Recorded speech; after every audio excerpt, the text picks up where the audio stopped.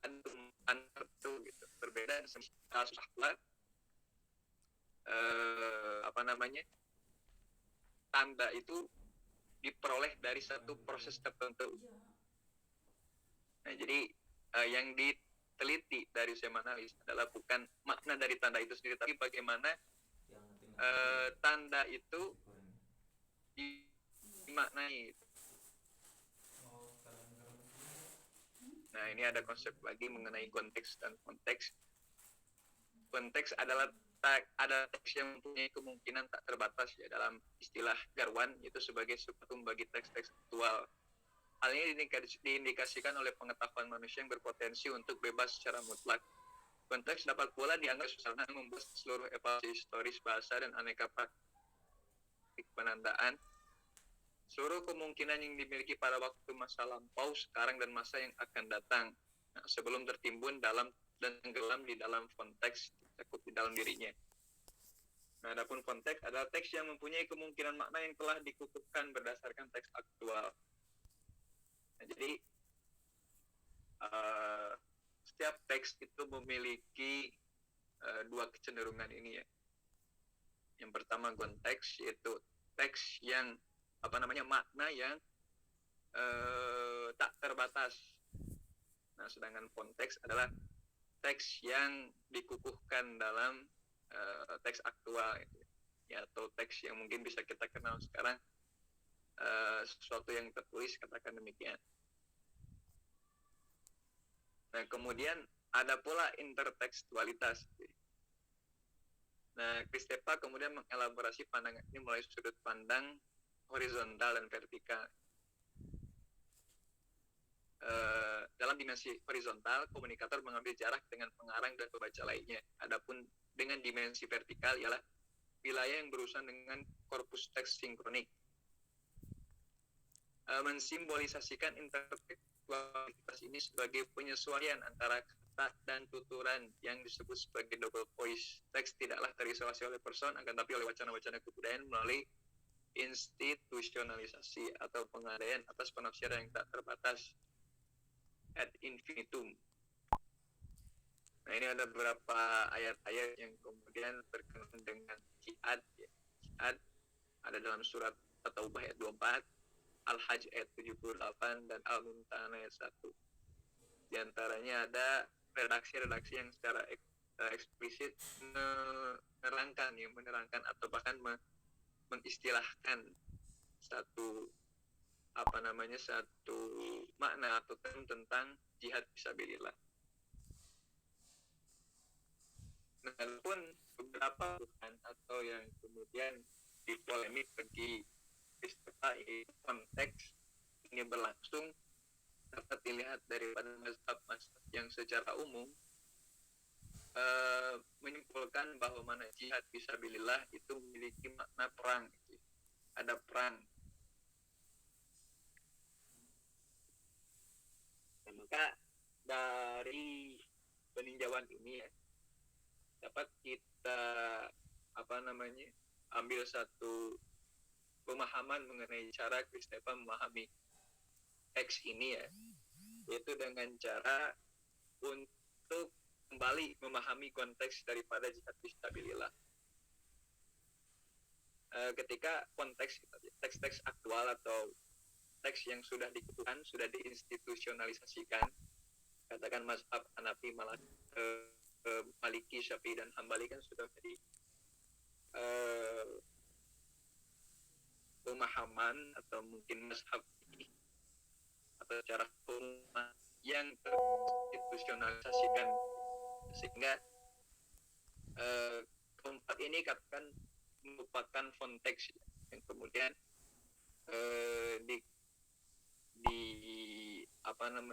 jadi problem anggapan Kristepa. Nah, bila bercermin pada Kristepa tadi ya, bahwa penafsiran jihad fisabilillah tersebut telah menjadi konteks. Jadi penafsiran yang sesungguhnya atau konteks telah terkubur, sehingga penafsiran yang timbul di permukaan khususnya berkenaan perang jihad adalah dimaknai sebagai perang. Nah, adapun Kristepa dalam melacak konteks ialah sebagai berikut, bahwa ada hal-hal yang perlu ditelisiki untuk mencari konteks. Kristepa menyebutnya sebagai phenomenatic device. Jadi ada fenomena kesusastraan rakyat yang berkembang di masyarakat, yang itu menggambarkan sekian rupa apa itu jihad dan turunannya. Nah, bisa dilacak daripada dari penggunaan seperti dalam sastra gitu. Bagaimana dilacak daripada sisi intonasi, dari sisi kebahasan lainnya gitu ya. Dan dari sisi narasinya, baik itu berupa kalau Kristepa di sini menyebutnya sebagai economic mimesis, ya, artinya ya hal-hal yang berkenaan dengan susastra lah, segala perangkat susastra yang dapat menelisiki seluruh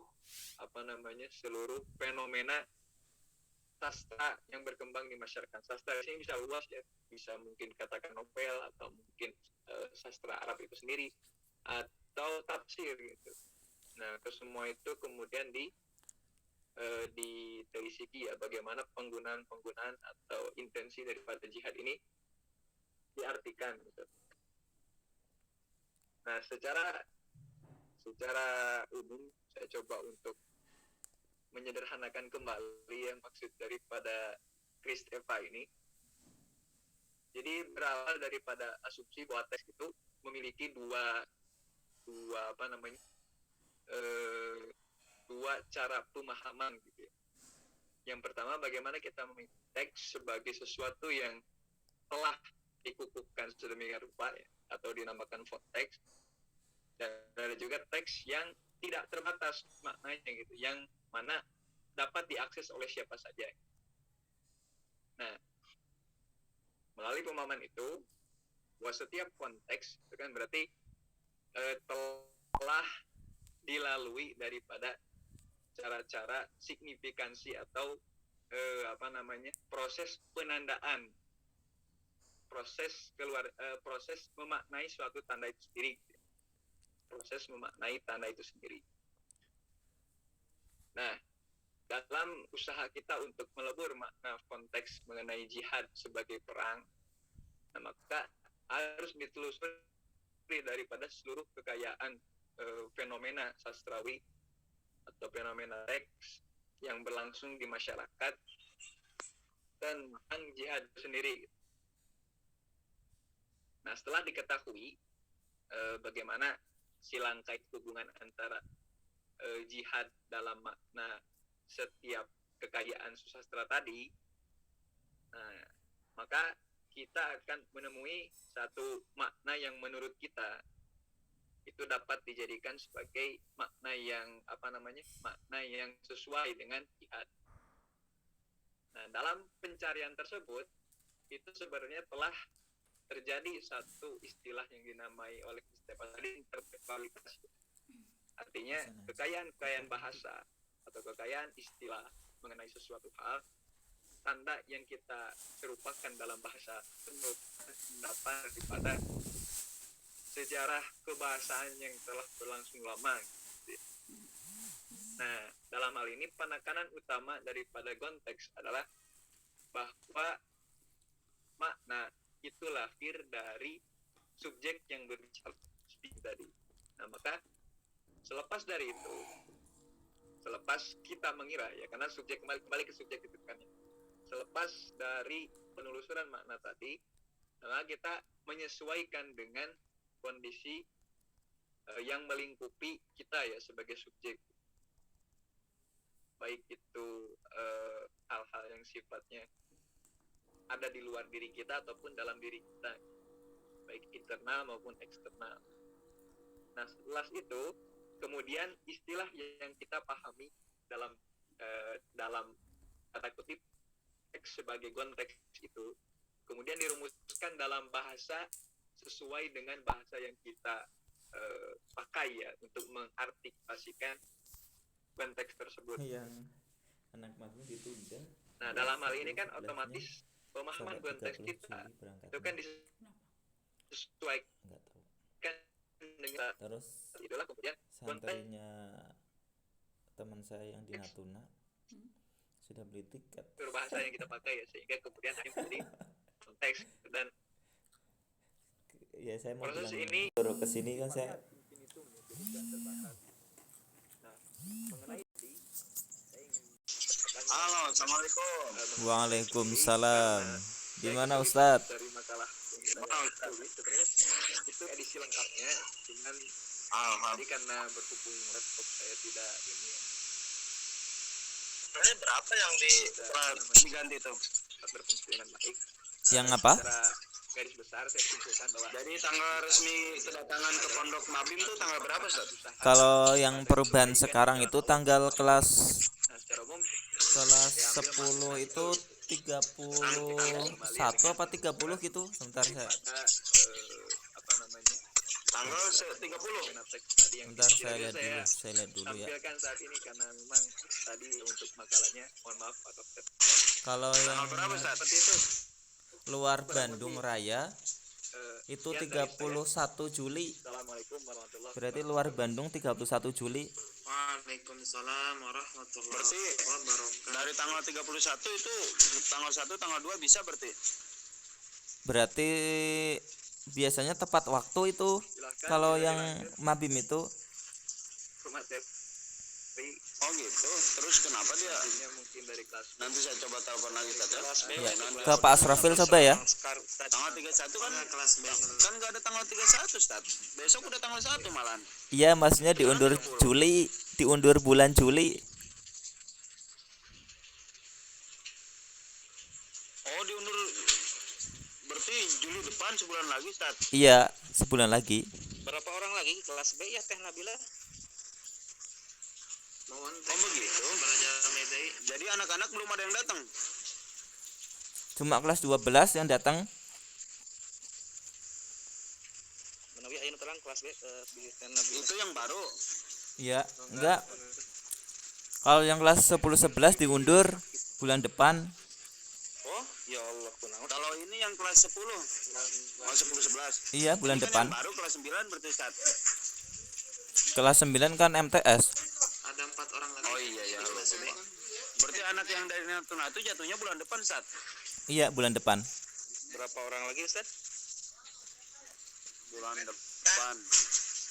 4 oh gitu. Tapi kemarin di apa di story-nya Ustaz Asrofil udah ini penerimaan santri baru, Ustaz ya?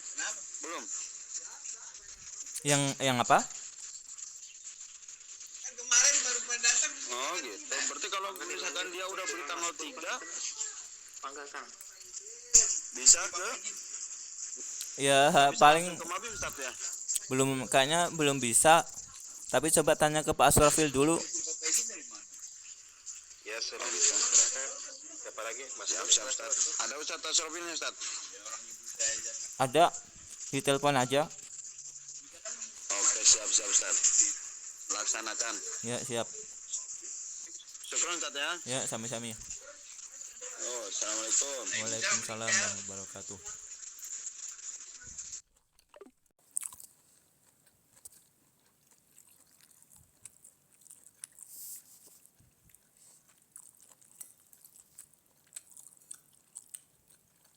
Ring nggak apa-apa udah terlanjur ya tinggal di Mabim.